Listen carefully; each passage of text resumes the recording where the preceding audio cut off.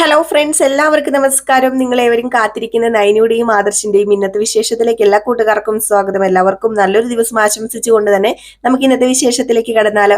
അതിനു മുമ്പായിട്ട് ആരെങ്കിലും നമ്മുടെ ചാനൽ ആദ്യമായിട്ട് കാണുന്നുണ്ടെങ്കിൽ ഒന്ന് സബ്സ്ക്രൈബ് ചെയ്ത് വെക്കണം. അതിനോടൊപ്പം മാക്സിമം എല്ലാവരും ഒരു ലൈക്ക് അടിച്ചിട്ട് വീഡിയോ കാണാൻ വേണ്ടി ശ്രദ്ധിക്കണേ. അപ്പൊ നമുക്ക് നേരെ ഇന്നത്തെ വിശേഷത്തിലേക്ക് തന്നെ കടക്കാം അല്ലെ. അങ്ങനെ തുടങ്ങുമ്പോൾ തന്നെ കാണിക്കുന്നത് നമ്മുടെ അനാമികേനെയാണ്. അപ്പൊ അനാമിക അനന്തപുരി തറവാട്ടിൽ നിന്നും ഇറങ്ങി നേരെ ചെല്ലുന്നത് രേവതിയുടെയും വേണുവിന്റെയും അടുത്തേക്കാണ്. അതുപോലെ അവിടെ ചെന്ന് വലിയ പ്രശ്നം ഉണ്ടാക്കുകയാണ് കേട്ടോ. വലിയ പ്രശ്നം ഉണ്ടാക്കേണ്ട കാര്യമൊന്നുമില്ല, അവരോട് എന്തെങ്കിലും ഒന്ന് പറഞ്ഞാൽ മതി, അവരെന്തെങ്കിലും ഒരു പ്രശ്നം ഉണ്ടാക്കാൻ നോക്കിയിരിക്കുകയാണ്. അങ്ങനെ നമ്മുടെ രേവതിയും വേണുവും കൂടെ മോളെ അകത്ത് വിളിച്ചിരുത്തി കാര്യങ്ങളൊക്കെ ഇങ്ങനെ കേൾക്കുകയാണ്. അങ്ങനെ കാര്യങ്ങളൊക്കെ നമ്മുടെ അനാമിക പറഞ്ഞു കൊടുത്തു. അതും കുറച്ച് കൂട്ടിയും കൂടെ പറഞ്ഞു എന്ന് വേണമെങ്കിൽ പറയാം. എന്നെ നിലത്തിട്ട് വലിച്ചഴച്ച് ചവിട്ടി പിഴിഞ്ഞെടുത്തമ്മേ, എനിക്ക് ദേഹത്തിന് മുഴുവൻ വേദനയാ. എനിക്കറിയില്ല ഞാൻ എന്ത് മഹാപാപം ചെയ്തിട്ടാ. അവളുണ്ടല്ലോ, ആ വൃത്തികെട്ടവള്, ആ നയനെ ഞാൻ തള്ളിവിടണ്ടായിരുന്നോ? ഞാൻ ചെയ്തത് ശരിയല്ലേ അമ്മ എന്ന് ചോദിച്ചപ്പോഴത്തേക്കും നമ്മുടെ വേട് പറഞ്ഞു, മോള് ചെയ്തത് ശരിയാ, അതിനൊരു തെറ്റുമില്ല. അവളെ കാണാൻ പോയിട്ടുണ്ടെങ്കിൽ ഇതല്ലായിരുന്നു ചെയ്യേണ്ടത്. അവളെ കൊല്ലണമായിരുന്നു, ഒരു കത്തി കുത്തി കയറ്റി കൊല്ലണമായിരുന്നു. നമുക്കെതിരായിട്ട് നിൽക്കുന്ന എല്ലാത്തിനെയും നശിപ്പിക്കണം, അതാ ചെയ്യേണ്ടത്. ഏതായാലും രേവതി, കിട്ടിയ അവസരം പാഴാക്കണ്ട. അവളുടെ മെക്കിട്ട് കയറാൻ കിട്ടിയ അവസരമല്ലേ. പിന്നെ അവളെങ്ങാണ്ട് പുതിയ വീടെങ്ങാണ്ടൊക്കെ മേടിച്ചല്ലോ. ആദർശ് പുതിയ വീടൊക്കെ എടുത്തു കൊടുത്തെന്ന് അല്ലേ കേട്ടത്. ആ വീടും കൂടെ നമുക്കൊന്ന് പോയി കാണാം. ഏതായാലും എല്ലാത്തിനും ഒന്ന് വിരട്ടി നിർത്തുന്നത് നല്ലതാ. മോള് പേടിക്കൊന്നും വേണ്ട. മോളുടെ ദേഹത്ത് ഒരു തരി മണ്ണ് വീഴാൻ ഈ അച്ഛനും അമ്മയും സമ്മതിക്കില്ല. നമ്മളെല്ലാം കഷ്ടപ്പെട്ടത് അനന്തപുരി തറവാട്ടിലെ സ്വത്തെല്ലാം നമ്മുടെ കൈപ്പിടിയിൽ ഒതുക്കാനാ. അങ്ങനെ കൈപ്പിടിയിൽ ഒതുക്കണമെങ്കിൽ അതിന് തടസ്സമായിട്ട് ആര് നിന്നാലും അത് പടുവൃക്ഷമാകുന്നതിന് മുമ്പ് അതിനെ വെട്ടി അരിഞ്ഞ് കളയേണ്ടതേ എന്റെ ഉത്തരവാദിത്വമാ. എന്റെ മകളെ അടിച്ച അവളെ ഞാനിന്ന് ചെകിട് തീർത്ത് ഞാൻ കൊടുക്കുന്നു പറയുമ്പം അച്ഛ അത് വേണം, എന്റെ മുമ്പിൽ വെച്ച് തന്നെ അവക്കിട്ടൊരെണ്ണം കൊടുക്കണം. എനിക്കത് കാണണം. എനിക്കത് കണ്ടിട്ട് സത്യം പറഞ്ഞു കഴിഞ്ഞാലുണ്ടല്ലോ, എനിക്ക് തിളക്കി എന്റെ ചോര. എനിക്കറിയില്ല, എല്ലാവരുടെയും മുമ്പിൽ ഞാൻ നാണം കിട്ടുപോയി. അതും എന്റെ ഭർത്താവെന്ന് പറയുന്നവന് അവനൊരു പരമനാറിയായി പോയി അച്ഛാ. അവൻ എന്നെ അടിക്കുന്നത് നോക്കി നിന്നു. എന്നിട്ട് ഇത് ചോദ്യം ചെയ്ത അവന്റെ അമ്മയെ അവൻ എന്തൊക്കെ പറഞ്ഞെന്നറിയാമോ? അതുമാത്രമല്ല, അനന്തപുരി തറവാട്ടുകാർക്ക് ഇതറിഞ്ഞപ്പോ ഒരു പ്രശ്നമില്ല. എല്ലാവരും നയനയെ സപ്പോർട്ട് ചെയ്യുന്നു. അവക്കെന്തോ വലിയ രോഗമാണെന്നോ, അവക്കെന്തോ പ്രശ്നമുണ്ടെന്നോ, അതുകൊണ്ട് അവളെ ഞാൻ തള്ളിയിട്ടത് എന്തോ വലിയ മഹാഭാവമായി പോയെന്നോ ഒക്കെയാ പറയുന്നത്. എന്റെ ഭർത്താവിനെ കൂട്ടിക്കൊടുക്കാൻ നിന്ന അവളെ ഞാൻ തള്ളിയിടുവല്ല ചെയ്യേണ്ടത്, അവളുടെ തല ഇറക്കുമല്ലേ ഞാൻ ചെയ്യേണ്ടത് എന്നൊക്കെ പറഞ്ഞിങ്ങനെ രോക്ഷാകുലി ആയിക്കൊണ്ടിരിക്കുകയാണ് കേട്ടോ നമ്മുടെ അനാമിക. പിടിയൊന്നും കിട്ടുന്നില്ല അനാമികയ്ക്ക്. ഏതായാലും അനാമികയും വേണുവും രേവതിയും കൂടെ നേരെ നമ്മുടെ നയനയുടെ വീട്ടിലേക്ക് പോകാൻ വേണ്ടി തീരുമാനിച്ചിരിക്കുകയാണ്. ഇതേ സമയമായിക്കോട്ടെ, അനന്തപുരി തറവാട്ടിൽ ആകെ പാടെ കോളളക്കം സൃഷ്ടിച്ചുകൊണ്ടിരിക്കുകയാണ് ജലജയ്ക്ക് കിട്ടിയ അവസരമല്ലേ, ജലജ പാഴാക്കുന്നില്ല. നേരെ ജാനകിയോട് ചെന്നിട്ട് കുറേ കാര്യങ്ങളും കുറ്റങ്ങളും ഒക്കെ പറഞ്ഞു കൊടുക്കുക. ദേ എന്റെ പൊന്ന് ജാനകി, നിന്റെ മരുമകൾ അനന്തപുരി തറവാട്ടിൽ നിന്ന് പോകാൻ കാരണക്കാരിയായവള് നയനയാ. അത് നിനക്കറിയാലോ. അതിനൊരു തരത്തില് ആ നന്ദുവും അതിന് കാരണക്കാരിയായിട്ടുണ്ട്. നിന്റെ മോൻ എന്താ വെറും പാഴായി പോയത്? അവൻ കുറച്ച് നല്ല സ്വഭാവ ഗുണങ്ങളുള്ള പയ്യനൊക്കെ ആയിരുന്നല്ലോ. ഏത് നേരവും എന്റെ മകനായിരുന്നല്ലോ കുറ്റം. എന്റെ മകൻ കുടുംബം നോക്കുന്നില്ല, എന്റെ മകന് കുടുംബം മഹിമയില്ല, എന്റെ മകന് കള്ളത്തരം കാണിക്കുന്നു, എന്റെ മകനെ കുറിച്ച് ആയിരുന്നല്ലോ ഇവിടെ എല്ലാവരും ചർച്ച ചെയ്തുകൊണ്ടിരുന്നത്. എന്നിട്ടിപ്പൊ എന്തായത്? എന്റെ മകൻ ഞാൻ പറയുന്നതേ കേൾക്കത്തുള്ളൂ, അല്ലാതെ വേറൊന്നും എന്റെ മകൻ കേൾക്കില്ല.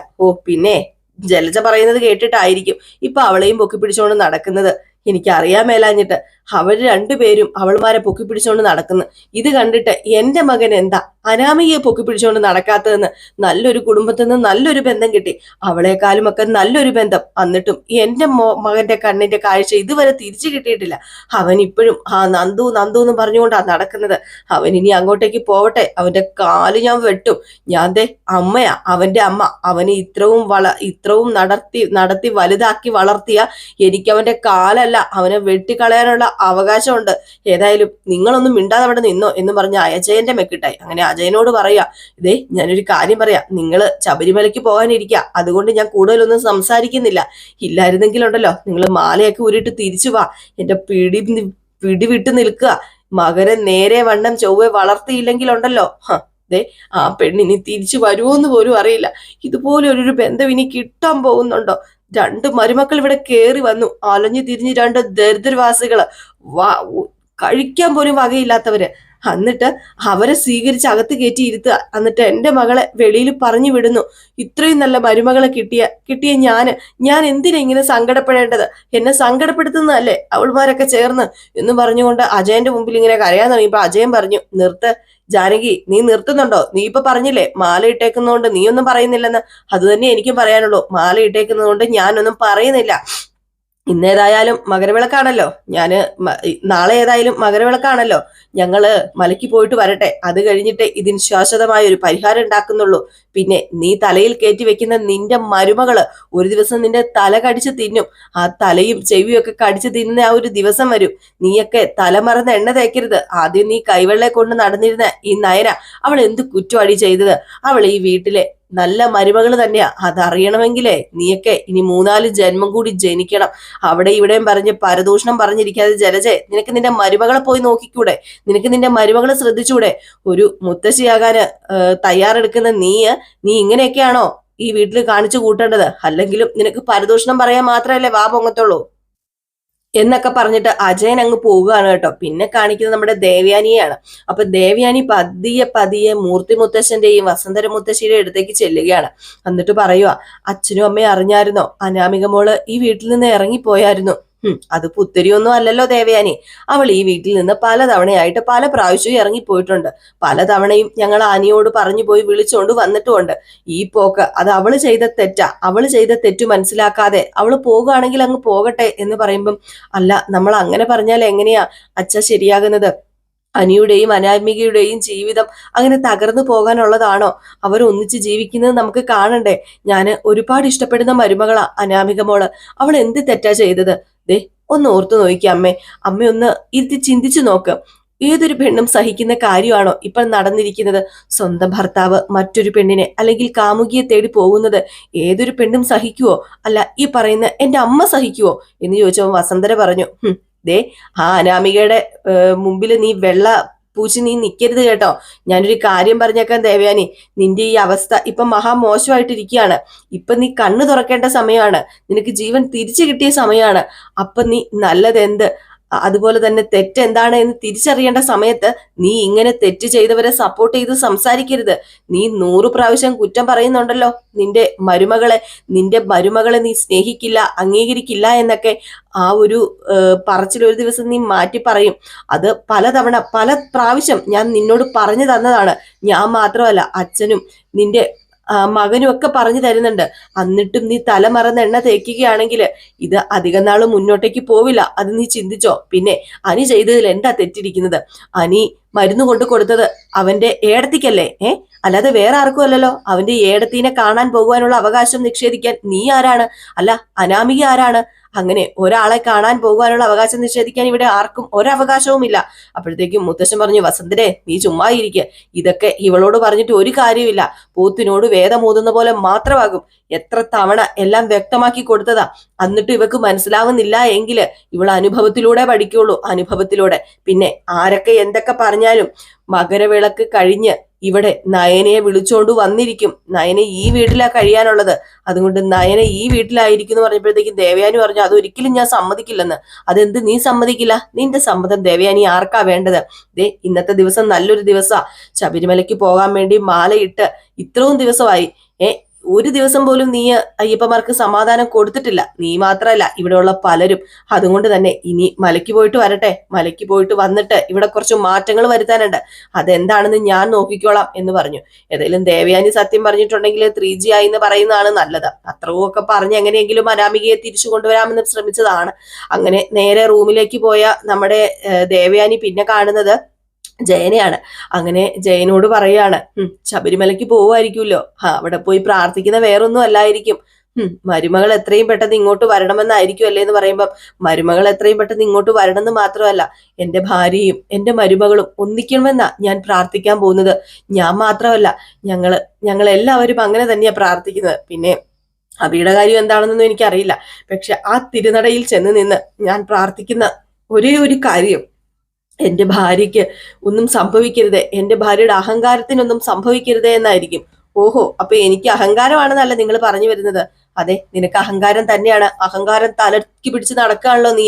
അതുകൊണ്ടാണല്ലോ നീ ഇതൊക്കെ കാണിച്ചു കൂട്ടുന്നത്. പിന്നെ എനിക്കൊരു പ്രാർത്ഥനയും കൂടെ ഉണ്ട്. എന്റെ മരുമകളും എന്റെ ഭാര്യയും ഒന്നിക്കണം. അത് ഞാൻ പ്രാർത്ഥിക്കുക തന്നെ ചെയ്യും. അങ്ങനെ ഒന്നിക്കുന്ന ഒരു ദിവസം വരും. ഒന്നിക്കുന്ന ഒരു ദിവസമോ? അത് ഏത് ദിവസം എന്നറിയാമോ? എന്നെ വെള്ള പൊതിപ്പിച്ച് കിടക്കുന്ന ദിവസം. അല്ലാതെ ഒന്നിക്കുന്ന ഒരു ദിവസം ഈ ജന്മത്തിൽ ഉണ്ടാകാൻ പോകുന്നില്ല. എന്റെ മരുമകൾ എന്നും അന്നും ഇന്നുമൊക്കെ അനാമിക, അനാമിക, അനാമിക. ഒരിക്കലും നയനെ ഞാൻ മരുമകളായിട്ട് അംഗീകരിക്കില്ല. അങ്ങനെയാണെങ്കിൽ ശബരിമലയ്ക്ക് പോകുന്നത് വെറുതെയാ.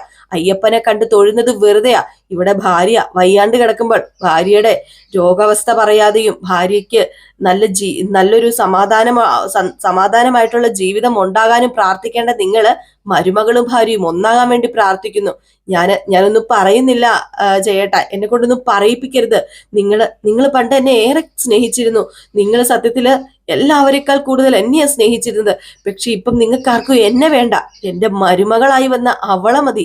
അവളെ ഞാൻ മരുമകളായിട്ട് അംഗീകരിച്ചിട്ടല്ലേ എന്റെ മരുമകളാകത്തുള്ളൂ. നോക്കിക്കോ, ദേ ഒരിക്കലും അവൾ ഈ അനന്തപുരി തറവാട്ടിലേക്ക് തിരിച്ചു വരാൻ പോകുന്നില്ല. അവളെ കൊണ്ടുവരാൻ ഞാൻ സമ്മതിക്കില്ല എന്നൊക്കെ പറഞ്ഞുകൊണ്ട് തുള്ളിച്ചാടി നമ്മുടെ ദേവയാനി. ജയൻ പകുതി കേട്ടിട്ട് പകുതി ചെവി കൂടെ കേട്ട് ബാക്കി ഈ ചെവി കൂടെ കളഞ്ഞിട്ട് അങ്ങ് പോവുകയാണ് കേട്ടോ.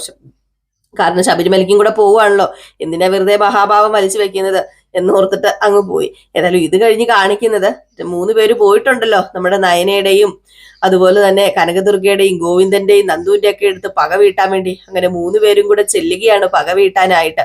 അങ്ങനെ വന്ന ഉടനെ കനകദുർഗ ഇത് കണ്ടു കേട്ടോ. ഇവരുടെ വണ്ടി വന്ന് മുറ്റത്ത് നിൽക്കുന്ന കണ്ടത് ഓടി അകത്തേക്ക് കയറിയിട്ട് ദേ വന്നിട്ടുണ്ട് ആ അനാമിക എന്ന് പറയുന്ന കൊച്ചും അതിന്റെ അച്ഛനും അമ്മയും കൂടെ വന്നിട്ടുണ്ട്. എനിക്കറിയില്ല ഇനി എന്തായി തീരുന്ന്. അപ്പോഴത്തേക്കും ഗോവിന്ദൻ പറഞ്ഞു, കനകദുർഗ നീയൊന്ന് അടങ്ങ്. അതിനിപ്പോ ഇവിടെ എന്താ സംഭവിച്ചത്? ഒന്നും സംഭവിച്ചിട്ടില്ലല്ലോ. നമ്മുടെ മോളെ അവള് തള്ളി. അത് കണ്ടു നിൽക്കാൻ കഴിയാതെ നമ്മുടെ ഒരു മകള് അവക്കിട്ട് അടിച്ചു. പിന്നെ അതിലും വലിയ പ്രശ്നമൊന്നും ഇല്ലല്ലോ, നീ പേടിക്കാതിരിക്കുക എന്ന് പറയുകയാണ്. ഈ സമയത്ത് പതുക്കെ നമ്മുടെ നയനെ ഇറങ്ങി വരുന്നുണ്ടോ. വയറൊക്കെ താങ്ങി പിടിച്ചാ ഇറങ്ങി വരുന്നത്. ഈ സമയത്ത് ഗോവിന്ദനല്ല വേണു, ഇവിടെ ആരും ഇല്ലെന്നാ ചോദിച്ചതെന്ന് പറഞ്ഞു. അപ്പൊ പതുക്കെ ഗോവിന്ദൻ ഇറങ്ങി വന്നിട്ട്, ആ ഇതാര് വേണുവോ, കേറി വാ എന്ന് പറയും. ഇപ്പൊ ഞങ്ങള് നിങ്ങളുടെ സൽക്കാരം സ്വീകരിക്കാൻ വന്നതൊന്നും അല്ല. ദേ ഈ നിൽക്കുന്ന എന്റെ മകളെ ഒരു ഈർക്കിലി കമ്പ് എടുത്തു പോലും ഞാൻ അടിച്ചിട്ടില്ലെന്ന് പറഞ്ഞപ്പോ നന്ദു അകത്ത് എന്ന് പറഞ്ഞു, അതിന്റെ കുറവ് നന്നായിട്ട് കാണാനുണ്ടെന്ന് പറഞ്ഞു. അപ്പൊ പെട്ടെന്ന് രേവതി ചോദിച്ചു, എന്താടി നീ നിന്ന് പുറകണത്? നീ വലിയ കില്ലാടിയാണെന്ന് വിചാരിച്ചോ? എന്റെ മകളെ തല്ലിയിട്ട് നിനക്ക് സമാധാനത്തോടെ ഇവിടെ കഴിയാന്ന് കരുതിയല്ലേ? എടി നീയല്ലേടി അനിയെ വിളിച്ച് ഇങ്ങോട്ടേക്ക് വരുത്തിയത്? നാണം ഉണ്ടോ? പുഴുത്ത ജന്മങ്ങളാ നിങ്ങള്, പുഴുത്ത ജന്മങ്ങള്. നാണോ മാനോ ഇല്ലാത്ത കൂട്ടങ്ങള്. കണ്ടവളുടെ ഭർത്താവിനെ വിളിച്ചു വരുത്താൻ മാത്രം എന്താടി നിങ്ങൾ ഇങ്ങനെയായി പോയത്? അഴുക്ക് സ്വഭാവമായിട്ട് വന്നിരിക്കുക. ദാരിദ്ര്യത്തിന്റെ പടികുടിയിലാണെങ്കിലും വീണ്ടും മക്കളെ പണമുള്ള വീട്ടിലേക്ക് അയക്കണം എന്നൊരു ചിന്തയായിരിക്കും. ഇനിയിപ്പൊ എന്റെ മകളുടെ കെട്ടുതാലി പൊട്ടിച്ചിട്ട് വേണമല്ലേ നിന്റെ മകൾക്ക് അനന്തപുരി തറവാട്ടിലേക്ക് കേറാന്? അല്ല, നീയൊക്കെ കൂടി അതൊക്കെ ചെയ്യൂടി. നിന്റെയൊക്കെ സ്വഭാവം അല്ലേടി ഇത്. നീയൊക്കെ എത്ര പേരുടെ കൂടെ പോയതാണെന്ന് ആർക്കറിയാം എന്ന് പറയുമ്പോ വീണ്ടും നമ്മുടെ നന്ദു വന്നിട്ട്, ഞാനൊരു കാര്യം പറഞ്ഞേക്കാം. മോൾക്ക് ഇവിടുന്ന് തല്ലു മേടിച്ചോണ്ട് പോയത് ഓർക്കുന്നുണ്ടല്ലോ? മോളോട് ചോദിച്ചാൽ മതി.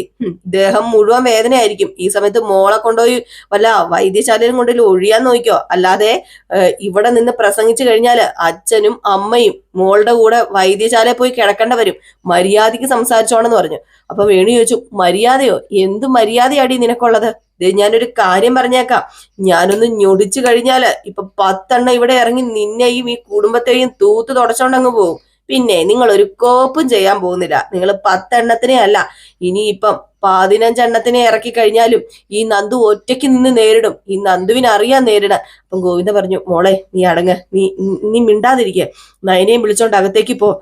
എന്റെ കുഞ്ഞിന് വയ്യാണ്ടിരിക്കുക. അല്ല, നിങ്ങളുടെ കുഞ്ഞിന് വയ്യ എന്ന് പറയുന്നുണ്ടല്ലോ. ഇവക്ക് എന്ത് സൂക്കേടാ?